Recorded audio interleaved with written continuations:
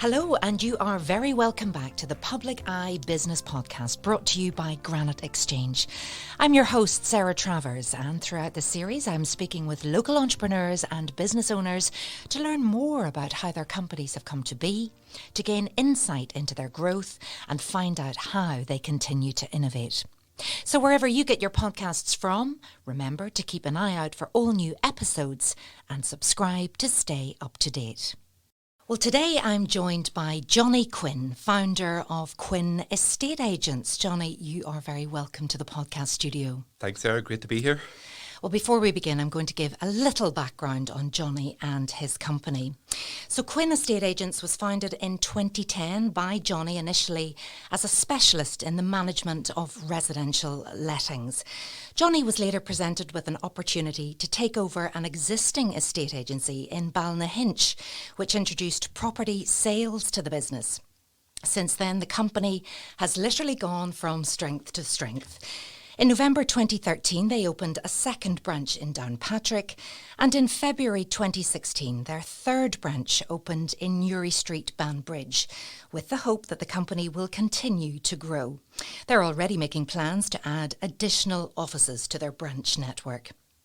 So they currently employ 12 full-time members of staff and take great pride in the knowledge that many of their team benefit from years of experience and have formal qualifications in their field, including graduate and postgrad qualifications in housing studies. In each branch, they also have an independent financial advisor who's on hand to offer clients advice in relation to mortgages, trusts, pensions and financial protection. Their financial advisors are Ritchie and McLean Mortgage Solutions. So Johnny, you have achieved so much for a relatively young man. Is that fair enough for me to say? Oh, I don't know about that, Sarah. So you started this in 2010, but tell us a little bit about yourself. Where are you from? Where did you grow up? Oh, yeah. Well, look, I'm from Ballynahinch. I suppose everything about myself at the moment focuses around my family. I have 3 great kids. They're at the almost stage. So they're 1, 3 and 5, but almost 3, 4 and 6. So oh my goodness. Birthdays are all coming up. So busy time, and married to Caroline. And that's what we live and work for at the moment. So how did the business all begin? So yeah, you mentioned that it began in 2010. I suppose that's the official date, but started a wee bit before that. I've always had a sort of a need to want to work for myself, and I suppose that comes right back to the time where I would have worked with my granda in construction. He had a very good business, and I would have worked there every summer, every Saturday, and really loved that side of the thing. And so he had his own business. He had his own business, and a really successful one. And I loved working in that business. It was very hands-on, very practical. We would have been laying drains and pipes in and around sites in Belfast. And it's amazing actually the experience that I got laying. That still translates into being an estate agent today. Speaking with builders and knowing a wee bit about the construction that's so side useful. Of it. And actually knowing what you're looking for and what you don't want to see. Yeah, really useful. But I suppose back then, as a young guy, I got used to earning money, which was a big thing. And I don't mind saying I enjoyed that. So education fee working was always a challenge in my mind. Do I keep at the educational route, or do I get stuck in and start earning money? But you'll laugh at this, but I actually fell into DJing and became a wedding DJ. Did you? And and I was able to put myself through university and so forth with the proceeds of that. Oh, good for you. And, so it was well paid. It was well paid. I suppose at the time it was great to have that money in the bank, and that pushed me on to the educational route. It's fair to say I always got through GCSEs and A-levels by the skin of my teeth. I never really had the best results, but I always seemed to get enough to get by, to move on. And I couldn't really see the benefit of education, but I knew once you had it, nobody could take it away. So I knew it was the right thing. You knew that those pieces of paper were important. Absolutely. And, when you think about that and the apprentice route now, and many people my own daughter's just about to head off to university, and you're sort of questioning Gosh, 4 years, all of that debt. Is there an easier way, a better way, maybe getting involved with the company and help they pay it for you, or you work and you Absolutely. learn? Yeah, well, look, I looked for courses that led to direct employment. I wasn't going to go and do a degree in university in a general subject that you could go so many directions. I looked for a degree that was very much focused and would end up with a job at the end of the day. And, that degree ended up being housing management. It presented interests that I had developed through working with my granda and so forth. And, as soon as I got there, it no longer seemed like education. It was something that I liked to do. I learnt about the law side of housing, the construction side in more detail, and social housing management standards was all part of the course. And we were a very small class at McGee in Derry, and some of the people that were in that class I'm still very close with today. The professor at the time was a guy called Paddy Gray, who you would still hear on the news and so forth, talking about all issues housing related. And it was a great course, a great foundation, a great learning. And I had no problem getting through that because I enjoyed it. And the social housing side of it, was that particularly interesting to you? Really interesting. The course came with a 1-year placement, and I ended up in employment with a housing association in Belfast, and very quickly was given a patch of houses to look after in that employment. And that was amazing because it was such a great learning. The education was one side of it, but actually being on the ground and getting to grips with the issues. I looked after a patch of housing in West Belfast, which is, for anyone, is a great learning curve. You dealt with very difficult situations, but also very rewarding. And when you say you looked after, so what sort of issues were you coming up against? What was the day job? Well, the day job really was, was a housing officer, effectively dealing with anything from antisocial behaviour to people who weren't paying their rents, people who wanted to move from one house to another property, neighbourhood issues. We were very, very involved with the local community up there in terms of increased infrastructure and facilities for the community. So you were dealing with all the public bodies and all the community organisations, and I've always been a people person. Love to chat, and We'll get on great. yeah, and so for me, I knew it was definitely a sector that I would enjoy. Was it very different to your own upbringing? Very different. I mean, it's fair to say I was naive to a lot of the issues that existed in Northern Ireland. I mean, I often tell the story. As a housing officer, I attended 2 advice centres to give advice to people in one part of Belfast, and then later that afternoon to people in another side of Belfast, Right. both of which felt their communities were very hard done by. But when you actually read the issues on the book from the advice centre, both sides of the community had the same issues on the same day. Well, isn't that often the case? And And it was. I grew up rural. I didn't see the troubles, I suppose, at all, really, from my perspective. But yeah, getting into Belfast and getting into the grips of the issues. So here's a question then. What does home mean?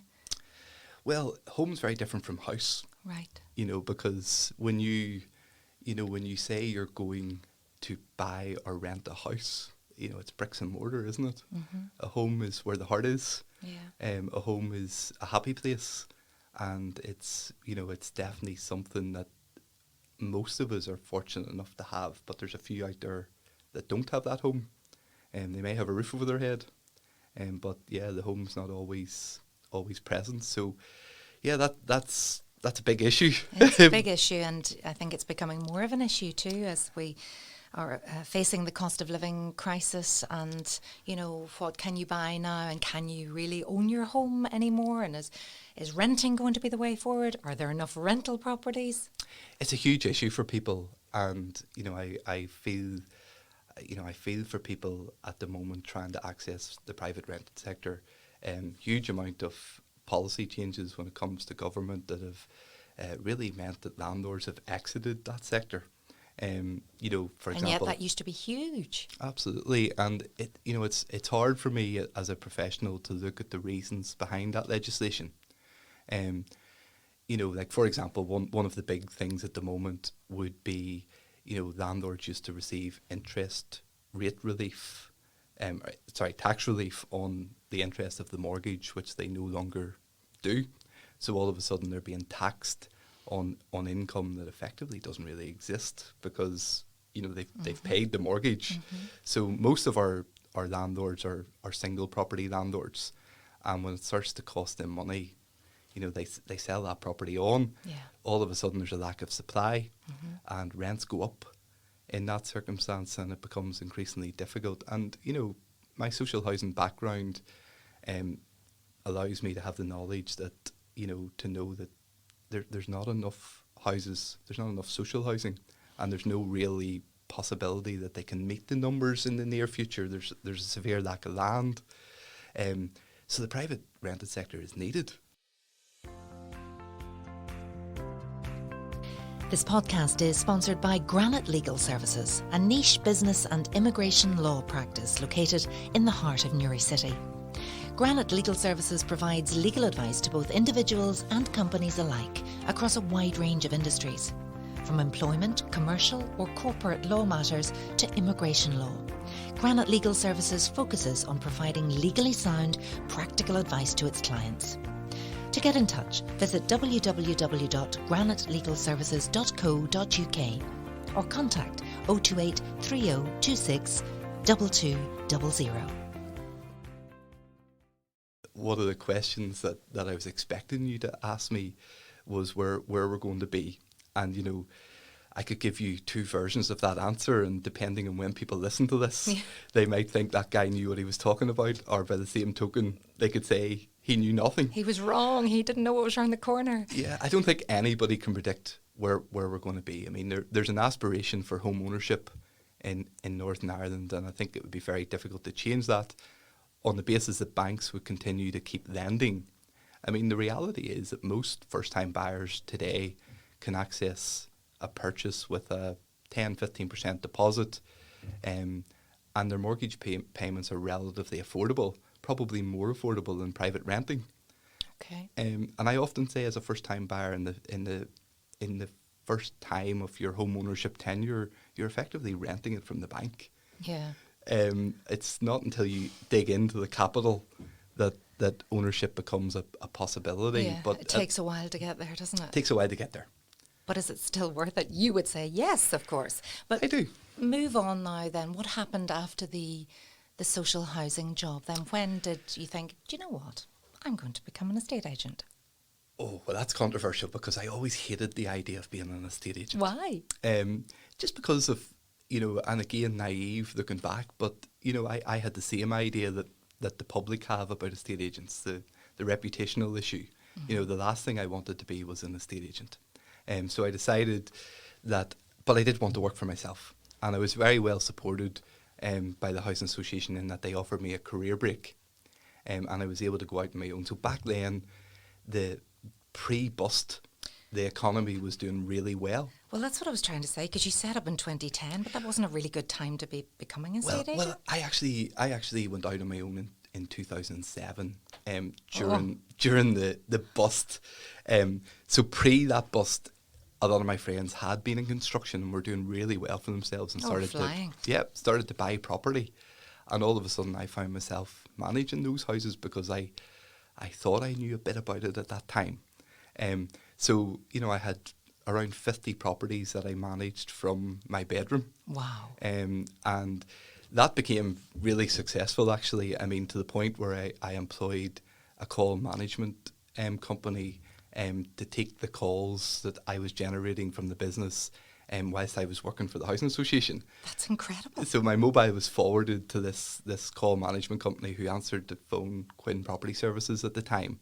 And during my lunch break, I went out and basically booked my appointments for the evenings and weekends. But that became unsustainable. And the Housing Association, as I say, gave me a career break at the time. Did they call you into the office and say, Johnny? Yeah, let's not go there. So So I left, and I went into a couple of the local estate agents in Ballynahinch, and I was looking for some property, and I stumbled across Fred Dalzell, who was an estate agent at the time, who's still a good friend, and he offered me a desk in his office because he didn't do rentals, he only did sales. Perfect. And he had seen a couple of my signs starting to appear, and he said, look, the two services complement each other. So that was a fantastic opportunity, but all of a sudden then the bust came. And then everybody with all of those properties went, what the heck am I going to do? Yeah, and Fred made a decision to concentrate his business back into Lisburn. So he decided he was going to close the Ballynahinch office. I was there in limbo, but my business was doing okay. It was still doing okay. Yeah. Yeah. So we kept on the office, done a deal with the landlord at the time, and over the coming months and maybe the next 12 months, some people were coming into the office and asking, did we offer a sales service? And we said no at that point. And there was a guy who worked for me at the time, whose previous experience had all been sales. And he said, why are we turning this business away? Right. And I was like, well, I don't want to be an estate agent. Yeah. So, and I was very much focused on the property management side of it. But, the right thing to do was to take it on. And Paul said, well, I'll look after sales. You look after rentals. And that's what we done. But, so we formed a partnership, really, and it was good. But the lettings business was very much my own, and the sales business was a partnership. And sales for a long time was up and down. Yeah. So we both struggled to get an income. Because the bottom just fell out of the market. Yeah, it did. And, so Paul decided it wasn't for him. But I had seen enough by that stage to think, well, actually, this is a good profession. We can change this. We can work at it. I can go to counselling and I can accept that I'm now an estate agent. Exactly. And all of a sudden I became an estate agent. There you go. So You didn't go back to the housing association? No, it was a 3-year career break at the time. And it would have been a challenge to go back. It would have been a failure, I suppose. Yeah. So I was determined not to go back. Right. And that was a good bit of motivation, actually, because, there was a few people would have said to me when I left, a cosy job, effectively, starting my career in social housing. What are you doing? It's, the economy's struggling. Why are you giving up a paid job? Isn't But I did have the comfort of at that point, I was still DJing. Okay. So I had the comfort of the income from that at the weekends. And it didn't take a lot for me to get what I needed, to live at that time. There was no 3 kids or no. So it was fine. Still living with mum and dad. And Right. yeah, so it was fine. So you were spinning records, not plates, just exactly to keep a few pennies coming in. Yeah. And it's just getting that support to keep going then at that time too. Yeah, I mean, I never lacked that support or motivation. I felt that there was light at the end of the tunnel. For me, the most important thing about it was I really enjoyed it. Yeah. And as the new kid in town, I had no baggage.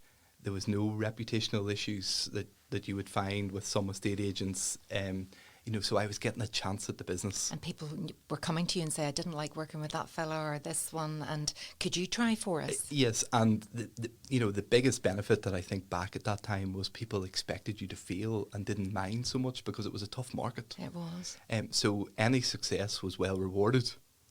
And if you failed to sell a property at that time, it was like, well, look, it's just the market. It's just the market, exactly. But you had to work really hard to get the house sold. It wasn't a case of putting a board up, you got a phone call, you arranged a viewing, house sold. I mean, it was far from that. You literally, I remember people coming from England to view properties in Northern Ireland, and I picked them up at the airport in my Clio, and took them around several properties, and I was determined to get the sale, and it worked. I did get the sale. The customer service was there. Customer service, big part of it. And I suppose at that time, maybe people coming from England, the houses were well, such a great investment. They were getting so much for their money. So much for their money, and as you know, and we all know, we take Northern Ireland very much for granted.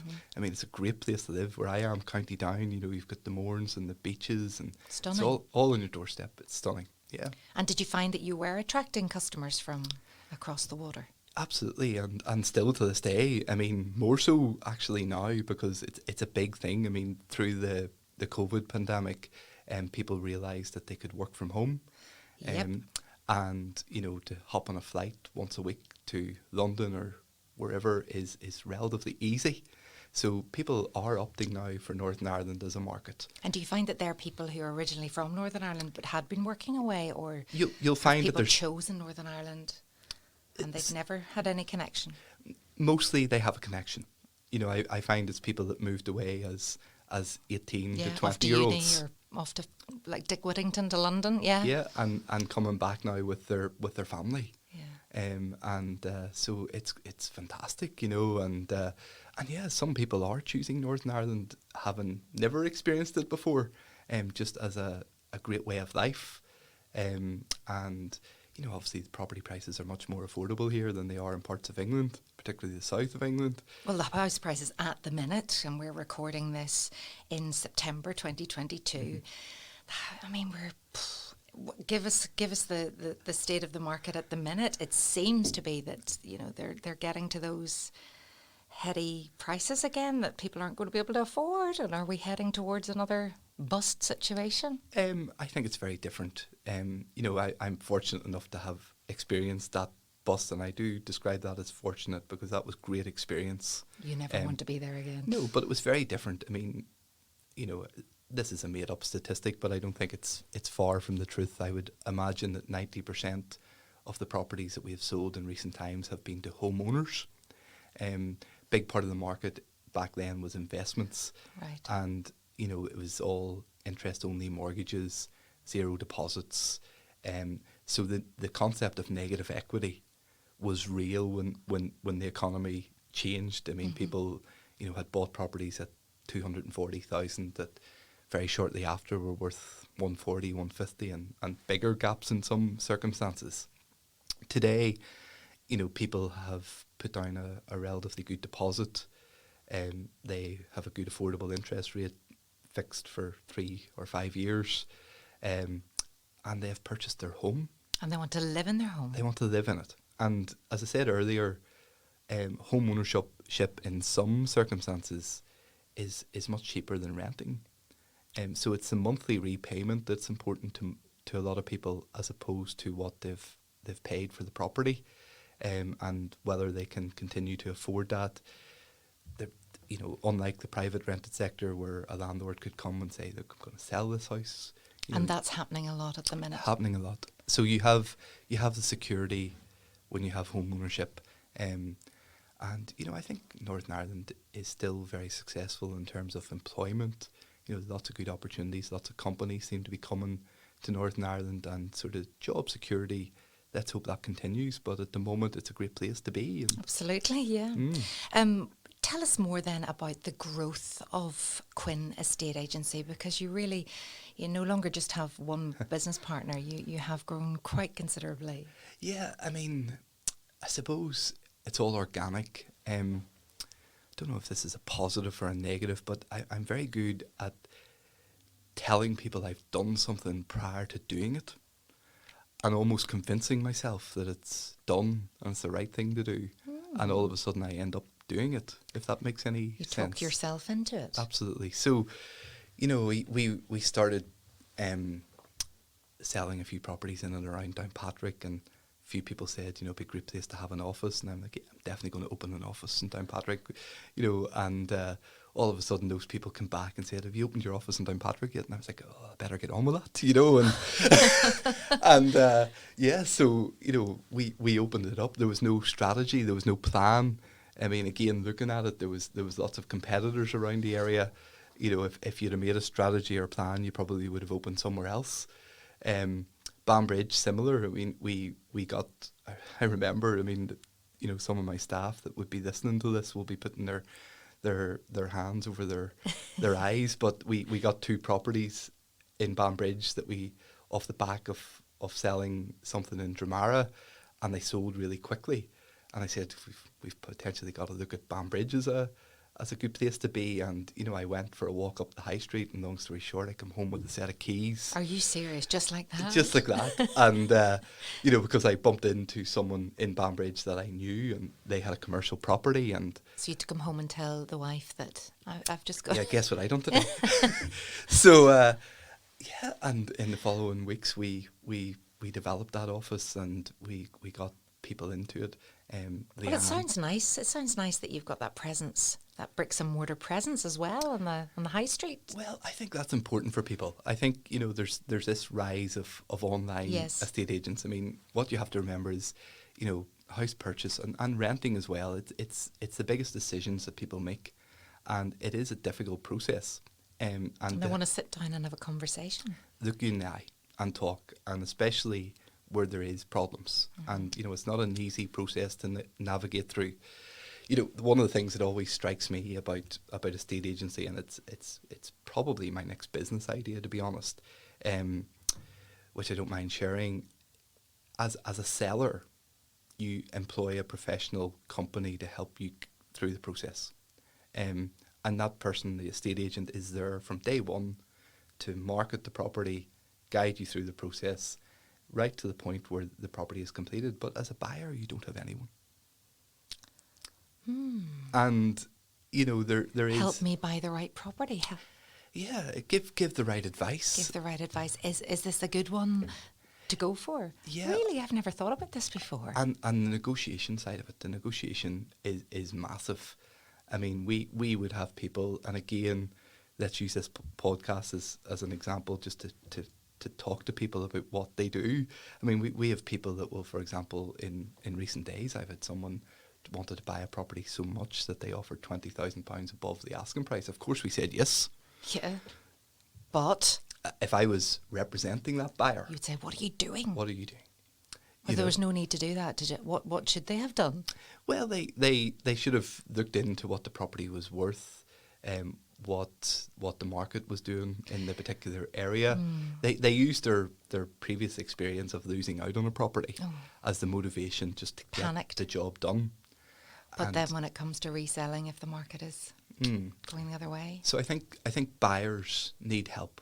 It's a model that's used in America, where, you know, both the buyer and the seller are represented by professional agents. Right. And, you know, for me, I could offer a great insight into the process. It's a brilliant idea. How do we get that copyrighted and patented or whatever now? You know, I'm doing exactly what I said. I'm talking about it, and all of a sudden I have to make it happen because people will ask me about it. I will. I'm going to have to get you back in here in 2 months. Yeah, so I like that idea. I like you just offer it through what you're doing at the minute, though, as another service, or not? There would be a conflict there, I suppose, in terms of, you know, you're representing a buyer or a seller. You can't represent both. So I think for me it's a separate business, and, you know, for us we only have so many properties for sale. I mean, what I think, you know, where there's the potential for the business to be successful would be, you know, helping sellers buy all across Northern Ireland, dealing with all the estate agents and going in and sort of representing that seller.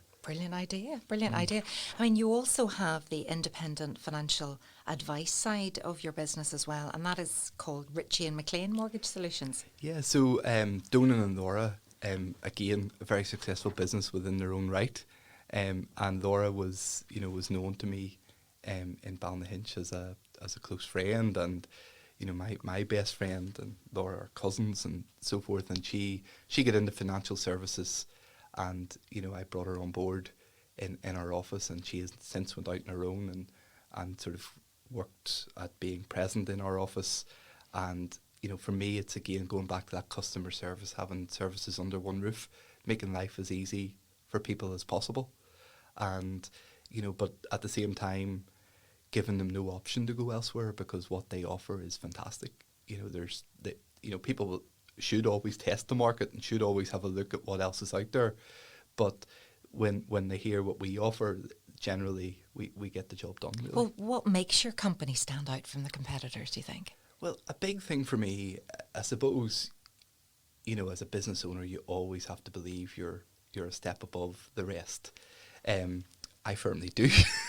Good. So, I like that confidence. Well, you know, Because in Northern Ireland, we're not very good at saying that about ourselves. and that's a problem. Yeah. You know, I think we need to be striving for success. We need to always be the best we can be. For me, you know, I choose to be a regulated estate agent. So it might come as a surprise to some of the listeners. There is no regulation in estate agency at the moment. Oh. So you could set up an estate agency in the morning if you chose. Right. So the biggest transaction that we deal with, and you know, financial services are regulated. Solicitors, the Law Society regulates solicitors, but estate agents have no regulation whatsoever. So I choose to be regulated through the National Association of Estate Agents, or the Association of Registered Letting Agents in the letting side. And what that does, we subscribe to a code of practice. We're a member of a redress scheme, so a property ombudsman scheme, whereas if people aren't satisfied with what has happened, they have recourse. Mm-hmm. We have client money protection, we have professional indemnity insurance. Our staff have to be of a certain qualification, and this is all voluntary. So Gosh. we choose to do that. And you were actually appointed the Northern Ireland Regional Representative for the Arla. Is that what did it say? ARLA or Arla? Arla, sort of under the umbrella now of Property Mark. So as Association of Estate Agents and Arla were previously lettings and sales professional bodies, but now working very much under the body of Property Mark, which is a mark of professionalism, really. And it would surprise you how few agents in Northern Ireland are regulated. And for the customers, is that really, do they listen to that? Do they see that? And do they say they're definitely the ones to go with? It's something we try to put in their face. We try to show people what the difference between a regulated agent and a... So, for example, and again, this might come as a surprise, but if you're a letting agent that put my rental head on and I go out and I meet a new potential landlord, my duty is to explain to that landlord what their obligations are, particularly in relation to safety, electrical condition reports. So all good things that will obviously be beneficial to a tenant. There is actually no obligation on a letting agent to do that. Generally, most will say, yeah, I'll get you 700 quid for your house per month, and you know, I'll charge you 500 quid, and that's the end of the journey. Here's the keys. The obligation is always with the landlord. But as a professional letting agent, we make sure that our landlords know what they need to do. And in fact, we turn business away if they're not prepared to do it. Right. Very good. The difficulty with the private rented sector is people don't know what they don't know. So there's so much legislation in the background. And it's like insurance, you know, you only need it when you need it. That's it. And then you want it done quickly and oh gosh, but Yeah. actually, yes, when it goes wrong, what do I do? What do I do? And it can, you know... And things are going wrong, and we are hearing things going wrong, people losing out. So just to know, does that cost the customer more, though, to have that accreditation or that regulation? We have a fee based on the service we offer, and it's fair to say that there will be cheaper alternatives out there. You know, when someone phones you up and says, how much do you charge, as opposed to what do you do, that's always a problem. That the perception is that estate agents, letting agents are all the same.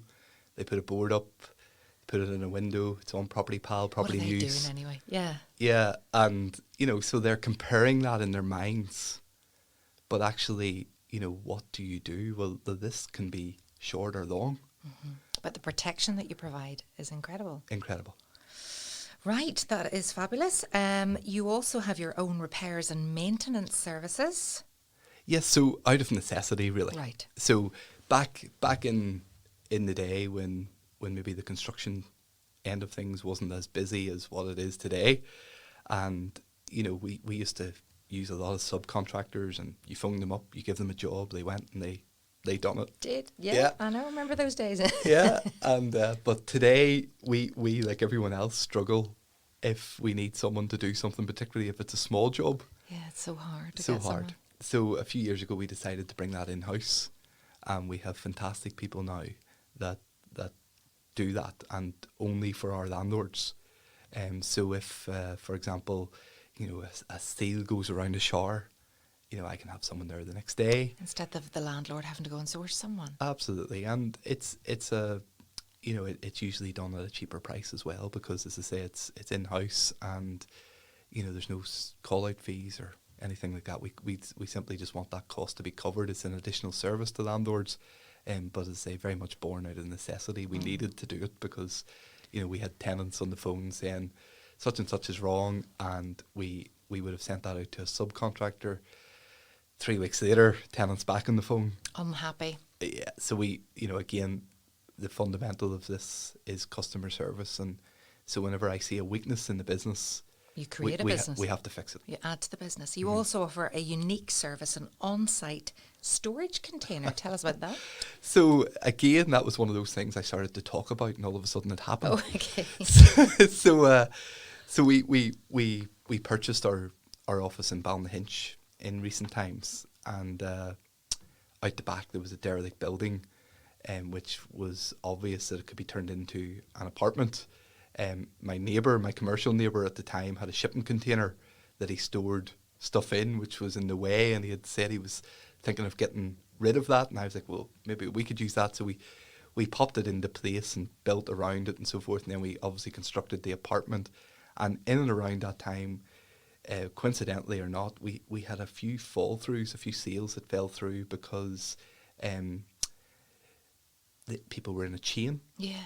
And they couldn't They'd nowhere to actually put their find stuff. something Yeah. to buy. So their property was maybe sale agreed, but they couldn't actually find anything to buy themselves. I've been in that position myself, yeah. Yeah, and so their choice was to pull the plug and stay put. Oh.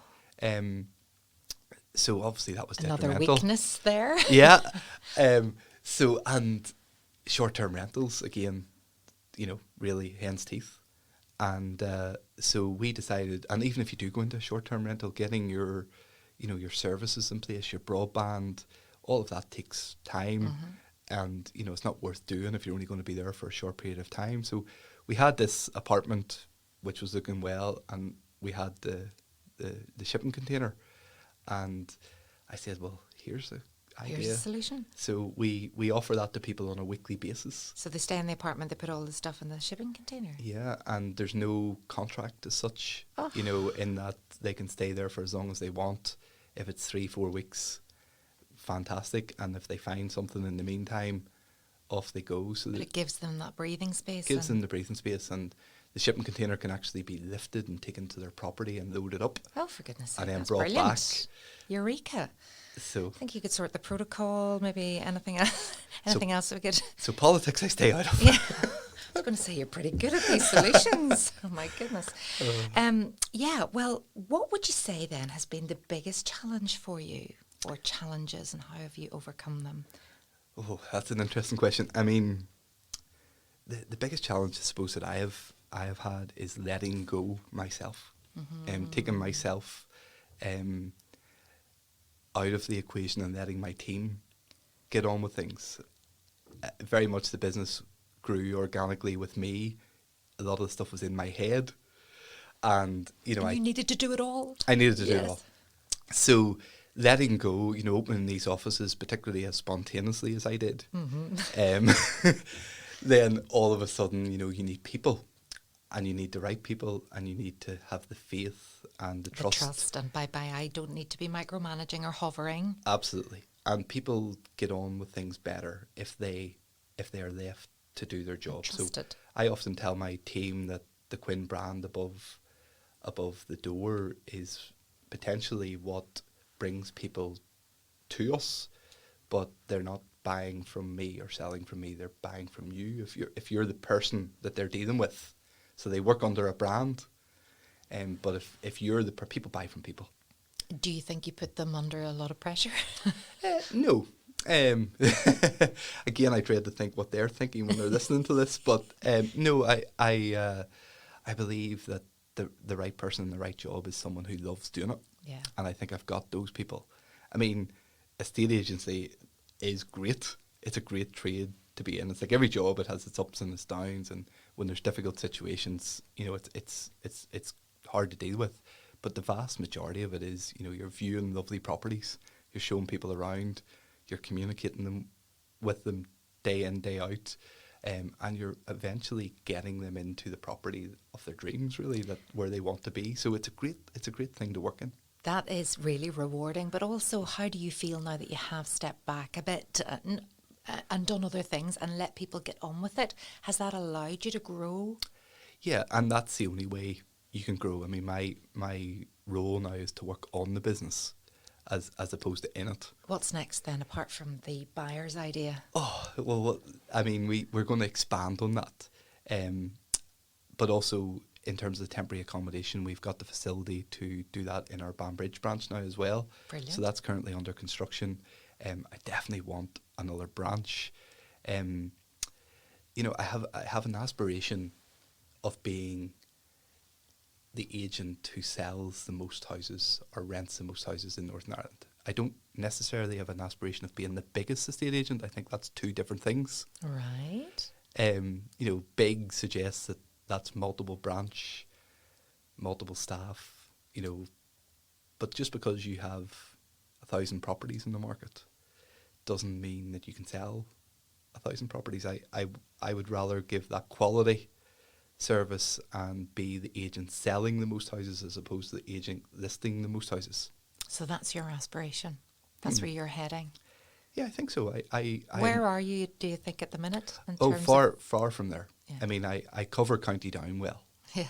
We have Balnahinch, Downpatrick and Banbridge. So County Down is definitely... Is Johnny Quinn territory? Well, I think so. Look out for those signs. I do get on quite well with some of my competitors, and I'm sure they're going to be texting me about that. I do have aspiration of going outside of County Down, and making it happen, really. Watch this space, folks. We're nearing the end now, Johnny. I don't know whether you're glad to hear that or not. I'm fascinated by everything that you've been talking to me about. It has definitely been extremely interesting and eye-opening. But the purpose of this podcast, as everyone knows, is to inspire existing business owners and those ambitious entrepreneurs to grow their business by offering insight into the success of businesses such as yours. What advice would you give to people who may have a business idea but have no idea where to begin or are unsure as to whether the risk is worth taking? So the first bit of advice is park the fear and just do it, because what's the worst that can happen? It's, you invest your time and your effort into it and you grow it. I think... And fear is debilitating. Absolutely. And fear, what is fear? It's fear of fear. It's fear of failure. Right. And I don't think it's wrong to fail. I think some of my biggest learning things along the way have been as a result of failure. I mean, when you're working for yourself, failure means money. Some idea that you've invested in loss, and you don't do that very often when it's your own money. So if you learn from your mistakes quite quickly. But I'm also a great believer. I do enjoy some of the business books. There's a great book called Your Oxygen Mask First, by Kevin Lawrence.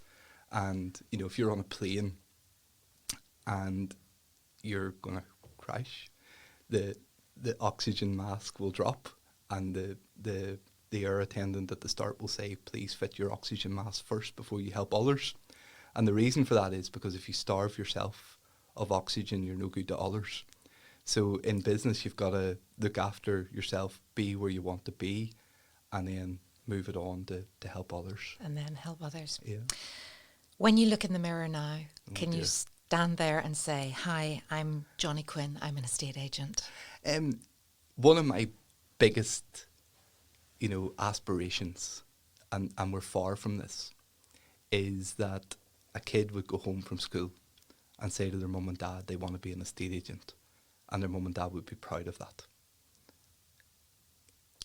I think we'll leave it there. That's a great way to end this wonderful podcast today. Thank you so much, Johnny, for joining me on the Public Eye podcast. I wish you every success for the future, and you do have to come back whenever you start the buyer's side of the business. And yeah, the future is bright, I think. Thanks very much, Sarah. Thanks for joining me, and also to you listening in today. See you next time.